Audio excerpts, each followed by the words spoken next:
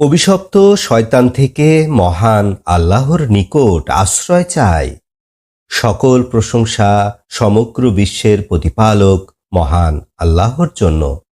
রাহমান ও রাহিম আল্লাহ তাআলার নামে সূরা আল হাদিদ এর বাংলা সরল অনুবাদ শুরু করছি। যা কিছু আছে আকাশসমূহের মধ্যে, যা কিছু আছে পৃথিবীর মধ্যে, সবাই আল্লাহর পবিত্রতা জপনা করে।